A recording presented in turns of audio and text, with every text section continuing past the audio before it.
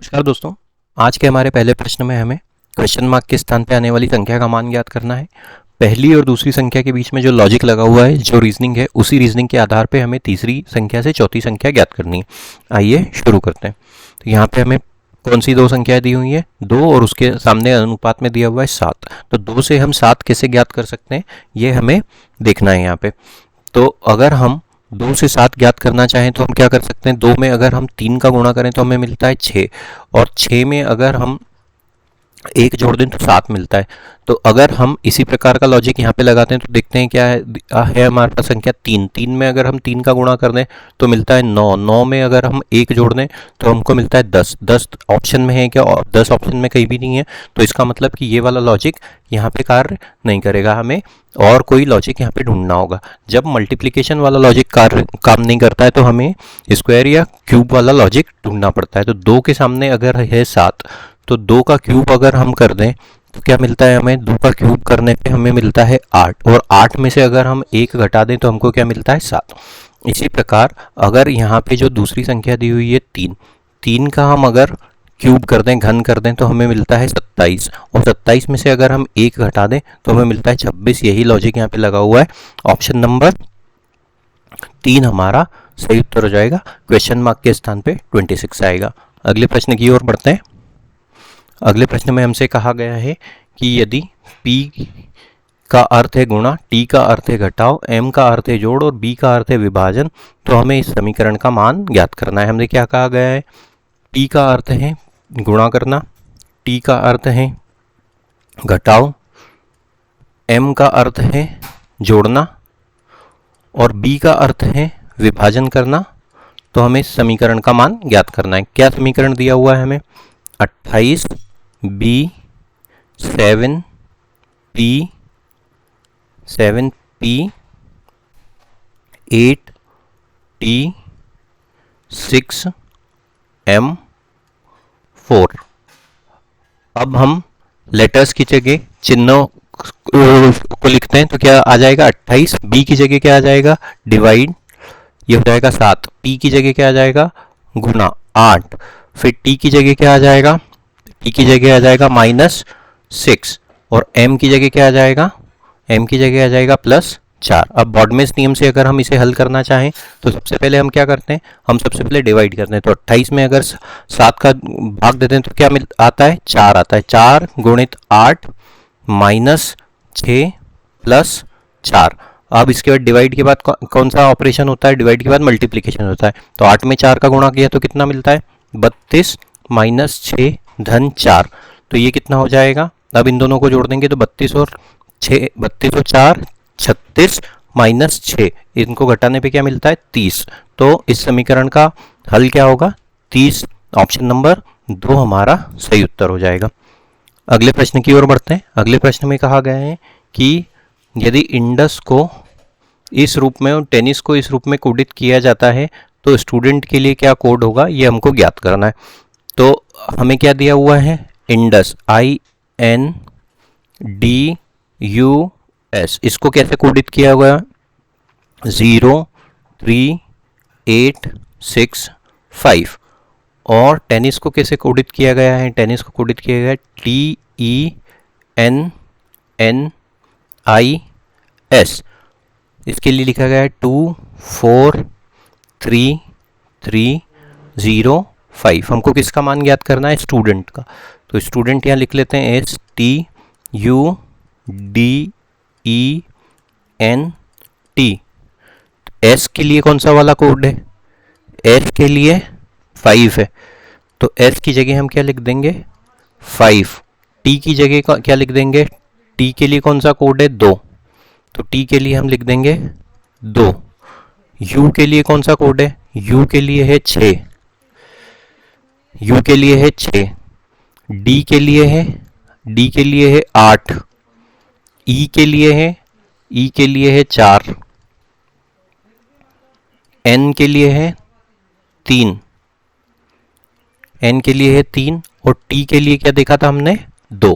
तो कौन सा क्या संख्या प्राप्त होती है हमें? 5268432। 5268432 ऑप्शन नंबर 3 हमारा सही उत्तर होगा। अगले प्रश्न की ओर बढ़ते हैं। अगले प्रश्न में हमें 4 विकल्प दिए हुए हैं, जिसमें से 3 जो ऑप्शन है एक दूसरे से समान है और बाकी का एक भिन्न है। जो भिन्न है वही हमें हमारे उत्तर के रूप में ज्ञात करना है। कौन कौन से शब्द दिए हुए हैं हमें? रजिस्टर, पेन, पेंसिल और राइटर। तो इन शब्दों को अगर हम ध्यान से देखें तो ये जो शुरू के 3 शब्द हैं, रजिस्टर, पेन और पेंसिल, ये स्टेशनरी के आइटम। रजिस्टर मतलब कुछ भी लिखने के लिए जिसे आप यूज करते हैं वो पेन, आपका पेन और पेंसिल। और राइटर क्या होता है? राइटर मतलब लेखक होता है। बाकी के ऊपर के 3 जो हैं वो तीनों स्टेशनरी के आइटम है। तो ऑप्शन नंबर 4 इनसे भिन्न है। ऑप्शन नंबर 4 हमारा सही उत्तर होगा, राइटर। अगले प्रश्न की ओर बढ़ते हैं। सीरीज से संबंधित ये प्रश्न है, जिसमें हमसे कहा गया है हमें लुप्त क्वेश्चन मार्क के स्थान पर आने वाली संख्या ज्ञात करनी है।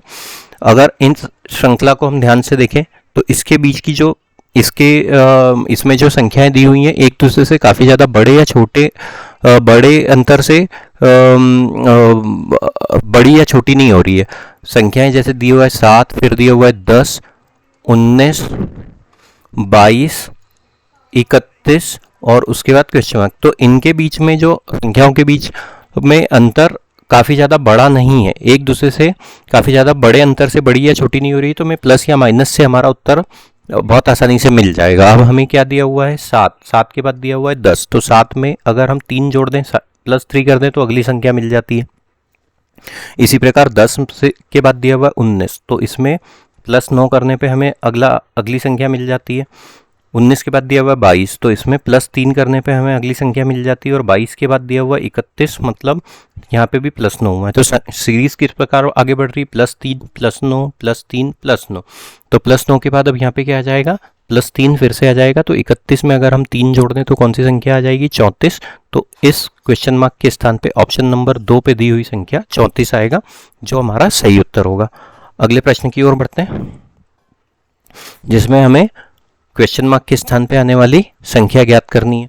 तो अब ये वाली जो पिछला प्रश्न देखा था उसके विपरीत इसमें जो संख्याएं एक दूसरे से काफ़ी ज़्यादा बड़े अंतर से बड़ी या छोटी हो रही है। जैसे यहाँ पे दिया हुआ 6, फिर दिया हुआ 19, 19 के बाद दिया हुआ 58 और 58 के बाद है क्वेश्चन मार्क। तो संख्याएं जब एक दूसरे से काफ़ी बड़े अंतर से बड़ी या छोटी होती है तो हमें मल्टीप्लिकेशन वाली या स्क्वायर या क्यूब वाली ट्रिक से हमारा उत्तर मिलने की संभावना ज़्यादा होती है। तो 6 दिया हुआ है, 6 के बाद हमें सीधे दिया हुआ है 19। ये हम कैसे ज्ञात कर सकते हैं? अगर हम 6 में 3 का गुणा कर दें तो हमको मिलता है 18, और 18 में अगर 1 जोड़ दें तो हमें प्राप्त होता है 19। इसी प्रकार 19 दिया हुआ है, 19 में अगर हम 3 का गुणा कर दें तो हमें मिलता है 57, और 57 में अगर 1 जोड़ते हैं तो कितना मिलता है 58। तो क्या हो रहा है? इस संख्या में गुणित 3 + 1 हो रहा है। यहाँ पे भी गुणित 3 गुणा 3 से हो रहा है और 1 जोड़ा जा रहा है। तो यहाँ पे क्या होगा? यहाँ पे भी इस संख्या में 3 का गुणा हो जाएगा, 3 का गुणा हो जाएगा और 1 जोड़ दिया जाएगा। 58 में अगर हम 3 जोड़ें तो कितना हो जाता है?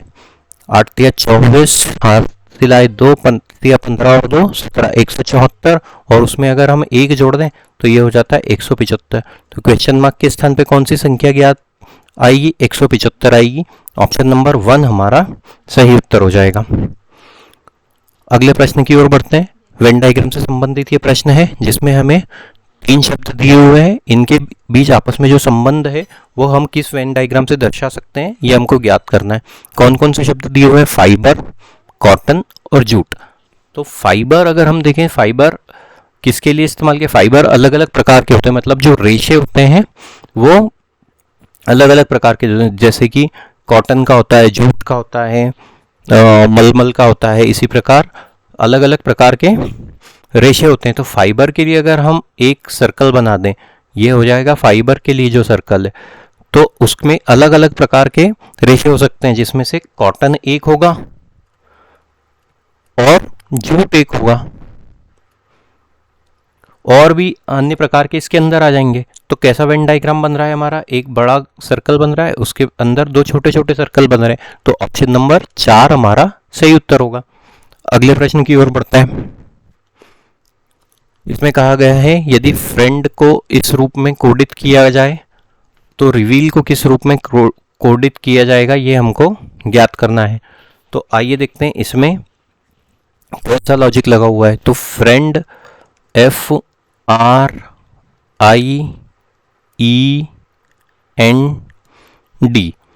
फ्रेंड को किस रूप में कोडित किया गया है? HTKGPF। तो F से लगे अगर हमको H पे आना है तो ये कैसे होता है? FGH मतलब दो संख्या आगे बढ़े। RST मतलब यहाँ पे भी दो संख्या आगे बढ़े। IJK यहाँ पे भी दो प्लेस आगे बढ़े, माफ कीजिएगा, दो स्थान आगे बढ़े। EFG यहाँ पे भी दो स्थान आगे बढ़े। NOP यहाँ भी दो स्थान आगे बढ़े।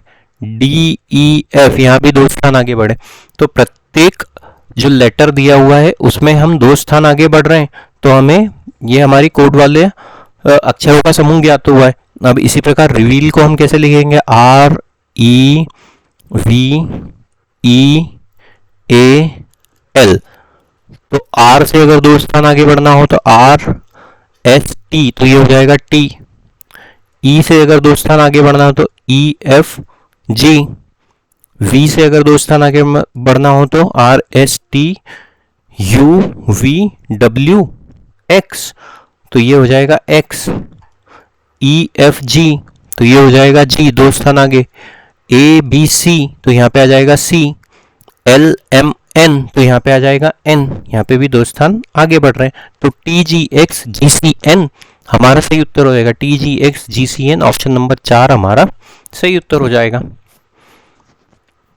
अगला प्रश्न हमें आकृति से संबंधित दिया गया है, जिसमें हमें क्वेश्चन मार्क के स्थान पे आने वाली आकृति ज्ञात करनी है। क्या दिया हुआ है हमें? पहले की तीन आकृतियों में देखिए, एक स्क्वायर दिया हुआ है, उसके बाद एक हॉरिजॉन्टल लाइन दी हुई है, अंत में इसमें स्क्वायर दिया हुआ है, फिर एक और हॉरिजॉन्टल लाइन है, फिर उसमें एक छोटा सा सर्कल दिया हुआ है, और सबसे ऊपर एक हॉरिजॉन्टल लाइन है, उसमें एक त्रिभुज की आकृति है। और जब आगे बढ़ते हैं तो क्या होता है कि ये स्क्वायर वाली आकृति तो कांस्टेंट है, यहाँ पे देखिए लाइन, और ये सर्कल वाली आकृति यहाँ पे कांस्टेंट है, ये इसका स्थान नहीं बदला, लेकिन इन दोनों के स्थान आपस में बदल गए। ये त्रिभुज वाली आकृति नीचे आ गई है और स्क्वायर वाली आकृति ऊपर चली गई है। उसके आगे वाली आकृति में देखिए, ये वाला यहाँ पे भी कांस्टेंट है, सर्कल वाली आकृति, फिर क्या हुआ है, त्रिभुज वाली आकृति यहाँ आ गई और स्क्वायर वाली आकृति फिर से इंटरचेंज हो गई। मतलब ये सर्कल वाली आकृति तो कांस्टेंट है और ये दोनों आपस में एक्सचेंज हो रहे हैं। तो यहाँ पे क्या था, त्रिभुज ऊपर था, स्क्वायर नीचे था, तो अब क्या हो जाएगा, ये सर्कल तो कांस्टेंट रहेगा, त्रिभुज ऊपर था, स्क्वायर नीचे था, तो अब यहाँ पे स्क्वायर ऊपर चले जाएगा और त्रिभुज नीचे आ जाएगा। इस प्रकार की आकृति ये बनेगी। और उससे आगे देखिए, फिर से ये इंटरचेंज हुए, त्रिभुज ऊपर चले गया, स्क्वायर नीचे आ गया, तो इससे मिलती जुलती आकृति कौन सी है? इससे मिलती जुलती आकृति हो जाएगी ऑप्शन नंबर 1 में। तो ऑप्शन नंबर 1 हमारा सही उत्तर होगा। अगले प्रश्न की ओर बढ़ते हैं। डायरेक्शन से संबंधित ये प्रश्न है, जिसमें जब भी डायरेक्शन से संबंधित प्रश्न आता है हम डायरेक्शन चार्ट बना लेते हैं प्लस के चिन्ह के रूप में, जिसमें ऊपर की तरफ नॉर्थ या उत्तर दिशा होती है, उसके विपरीत साउथ या दक्षिण दिशा होती है, राइट हैंड साइड पे ईस्ट या पूर्व दिशा होती है और लेफ्ट हैंड साइड पे वेस्ट या पश्चिम दिशा होती है। अब हमसे कहा गया है एक आदमी 7 किलोमीटर दक्षिण की ओर चलता है और बाईं ओर मुड़ता है। तो मान लेते हैं कि ये उसका स्टार्टिंग पॉइंट है। यहाँ पे हमसे क्या कहा गया है, एक आदमी 7 किलोमीटर दक्षिण की ओर चलता है। तो दक्षिण की ओर चला मतलब नीचे की तरफ आया, तो ये उसका स्टार्टिंग पॉइंट था, SP बोल देते हैं हम इसको। अब 7 किलोमीटर दक्षिण, ये दूरी कितनी हो गई, 7 किलोमीटर हो गई, मान लेते हैं ये पॉइंट B पे आया। अब क्या कहा, अब वो बाईं ओर मुड़ता है। यहाँ पे आने के बाद वो अपने बाईं ओर मुड़ता है, मतलब इस ओर मुड़ता है और 5 किलोमीटर चलता है। 5 किलोमीटर चलता है, ये यहाँ पे दिया हुआ है 5 किलोमीटर चलने के बाद। अब यहाँ पे जहाँ पे जब आ जाता है तो ये हो जाता है पॉइंट C। अब वो क्या करता है, इस जगह आने के बाद वो अपने दाईं ओर मुड़ता है और 7 किलोमीटर चलता है, मतलब इस दिशा में मुड़ता है और 7 किलोमीटर चलता है। तो मान लेते हैं ये पॉइंट D है, ये पॉइंट D है, और C से लेके D तक की दूरी, ये कितनी दूरी है, ये भी 7 किलोमीटर है। अब हमसे क्या पूछा गया है, वो प्रारंभिक बिंदु से किस दिशा में, तो प्रारंभिक बिंदु ये हो गया और ये D है उसका एंड पॉइंट। तो यहाँ से यहाँ तक कौन सी दिशा है ये हमको ज्ञात करनी है। तो अगर डायरेक्शन के चार्ट में देखें तो ये दिशा किधर आती है, यहाँ पे आती है। तो ये किन दिशाओं के बीच में आ रही है, ये आ रही है ईस्ट और साउथ के बीच में, साउथ और ईस्ट के बीच में, ऐसा भी बोल सकते हैं।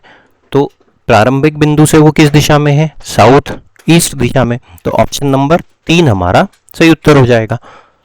आशा करते हैं दोस्तों आपको आज का हमारा ये वीडियो पसंद आया होगा। कृपया करके हमारे चैनल को सब्सक्राइब कीजिए और इस वीडियो को अधिक से अधिक मात्रा में शेयर कीजिए। Thank you.